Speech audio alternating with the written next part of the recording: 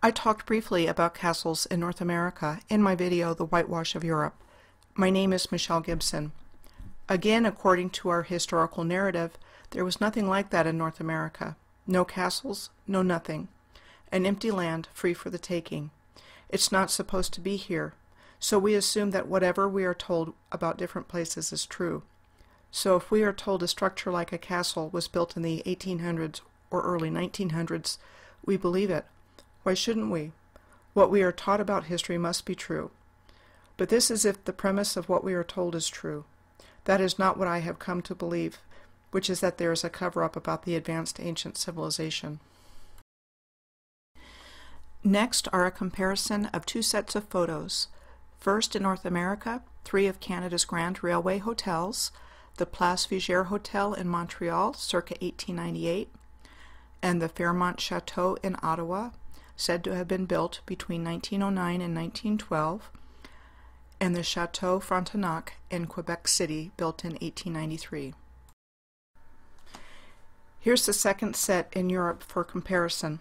First, the Shia's Castle in Poland, built between 1288 and 1292. In the middle, the Chateau De Chambord in France and the Loire Valley, built between 1519 and 1597. And the Schloss Drachenberg on the Rhine River near Bonn, Germany, said to have been built between 1882 and 1884. Moving on, these next ruins are called the Castle at Hitaka State Park in Missouri. It is said to have been started in 1905 by a Kansas City businessman and finished by his sons in the 1920s before the stock market crash. We are then told, after being used first as a seasonal home and then as a hotel, it was destroyed by a fire in 1942. A home? Really? Okay, a hotel, yeah. Right, a stone building destroyed by fire. Hitaka reminds me more of the Glastonbury Abbey ruins in England. Glastonbury Abbey was literally taken apart by mobs during the reign of King Henry VIII during the dissolution of the monasteries in 1539. Speaking of castles and ruins, here's some more interesting examples in the United States. This ruin is known as Bannerman Castle and is located in New York State on the Hudson River. Then there is Bolt Castle in the New York portion of the Thousand Islands, named after a turn-of-the-century businessman. As the story goes, construction was started in 1900 and stopped in 1904 due to the death of his wife. You can believe that if you want to, but saying so doesn't make it so. Just saying. Our historical narrative just left out any other possibility. It has the same design features as the North American and European castles. I see the advanced ancient civilization all over Canada from connecting the global dots. Don't know if you've ever heard of Flowerpot Island in the Bruce Peninsula National Park in Georgian Bay, Ontario, but check these out. Could these so-called flower pots and stone surroundings just have happened naturally, just because we don't want to admit that something is amiss in our reality? The next photos are of the castles at Turner Falls State Park in Davis, Oklahoma. First, this is a good view of a relatively intact castle.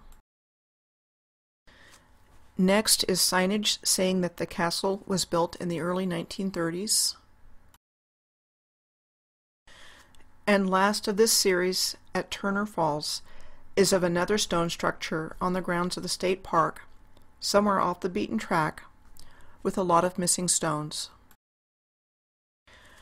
On to the castles of Louisiana, the heart of the Ouachita, like this one in Baton Rouge. Check out the nice earthworks underneath the castle. This is Beauregard Castle in Louisiana. And this is Momento Castle.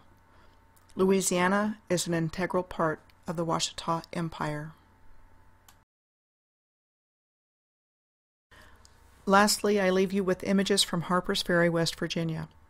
So we are told a major engagement in the Civil War and John Brown's last stand. But what if the stones tell a different story of history? This picture is supposed to be of St. John's Episcopal Church and is built on top of an earthwork. The last two pictures are of Virginia's Island near Harpers Ferry. I know what I see, and it isn't farmers or Indians. Namaste.